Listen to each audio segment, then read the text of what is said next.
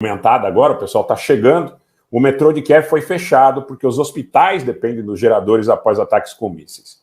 Após uma barragem de mísseis russos contra Kiev nesta sexta-feira e outras importantes cidades da Ucrânia, o sistema de metrô da capital foi fechado e cortes de energia de emergência estão em vigor em todo o país. O Kuleba, que é o chefe da administração militar da região de Kiev, disse no próprio Telegram, agora há pouco eu observava, que devido ao ataque maciço a instalações de infraestrutura crítica em diferentes distritos da região, foi determinado o fechamento do metrô. Foi determinado o fechamento do metrô. Isso devido ao fato de que muitas estações funcionam com geradores que tiveram que ser realocados para hospitais. Tá? Essa é a informação. Há muita contradição em relação ao número de vítimas.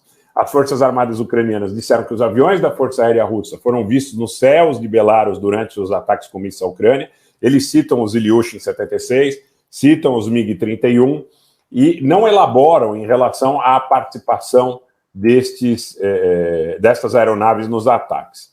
As Forças Armadas ucranianas sugeriram que os ataques em geral foram peculiares, tá, gente?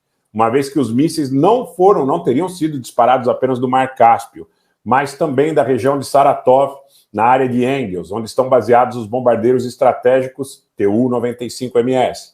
A declaração continuou e afirmou que os mísseis também foram lançados do Mar Negro da fragata Almirante Marakov, da Marinha Russa. Além disso, 27 S-300S, segundo os ucranianos, também teriam sido utilizados, lembrando que os S-300, segundo os ucranianos, estariam sendo utilizados numa versão modificada, uma vez que, a priori, eles são armamentos de defesa aérea e não de ataque.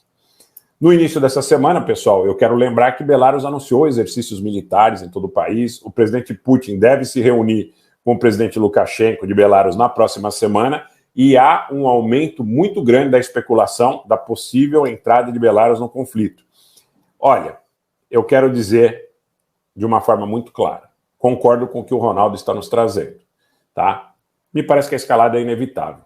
Há um jogo que dificulta até a nossa interpretação, nosso entendimento, em relação aos atores e à importância que esses atores terão nos próximos desdobramentos, tá? Porque a coisa está ficando muito feia, a perspectiva da entrada de Belarus no conflito coloca cada vez mais a possibilidade de ampliação, sob o ponto de vista da participação da própria OTAN no conflito, uma vez que você tem aí a questão dos Bálticos, da fronteira polonesa. Então, a coisa está escalando, como eu antecipei ontem para vocês. Eu disse claramente, olha, fazia tempo que eu não tratava exclusivamente dessa questão. Um abraço para o Marco Ribeiro, obrigado pelo superchat. Mas eu estou vendo que a situação está escalando e preciso atualizar a todos vocês que nos acompanham desde o início desse conflito, até desde antes de 24 de fevereiro, quando nós já analisávamos todas as perspectivas de desdobramento, tá?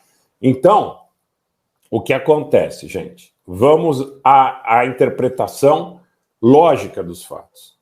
Não há possibilidade de negociação. Inclusive, isso foi colocado muito claramente hoje, quando o próprio governo dos Estados Unidos disse, entre idas e vindas, que não há perspectiva de negociação nesse momento. Aconteceu hoje, na República Centro-Africana, uma situação onde um cidadão russo, ora dizem muito ligado à Casa Russa, né, na capital da República Centro-Africana, não é? Ora dizem eventualmente ligado ao grupo Wagner, ao governo da Rússia, foi ferido numa ação. Olha só, pessoal, essa informação é muito, muito, muito, muito importante. Com as especulações, e naturalmente negativas, no momento absolutamente posterior, que o governo da França poderia ter envolvimento, porque há uma guerra silenciosa no continente africano entre russos, chineses, franceses, britânicos. Há uma guerra silenciosa no continente africano. E a República Centro-Africana é parte importante no contexto, pela sua posição geográfica, pela atuação de grupos favoráveis à Rússia e tudo mais, não é? Então, é fundamental nessa equação. E surgiu aí, tá, a coisa que o governo da França poderia ter envolvimento. Já houve uma negativa taxativa por parte da chancelaria francesa, tá, mas as especulações seguem. Essa situação não é a primeira que acontece na República Centro-Africana, tá? Há uma fala importante que o governo da República Centro-Africana teria também sugerido que ali houve um ato de terrorismo patrocinado pelo governo francês, tá? É importante notar o que está acontecendo na República Centro-Africana, porque a gente sempre fala, mas o Cáucaso, mas os Balcãs. A coisa no Cáucaso e nos Balcãs é extremamente intrincada, é difícil de analisar. Não é esse jogo aí de Corinthians e Palmeiras que vocês imaginam. Porque tem uma moçada que quer torcer para um lado e quer torcer para o outro, e não compreende a dimensão do jogo diplomático, do jogo do serviço de inteligência, do jogo que acontece atrás das cortinas, nos bastidores. Vejam vocês,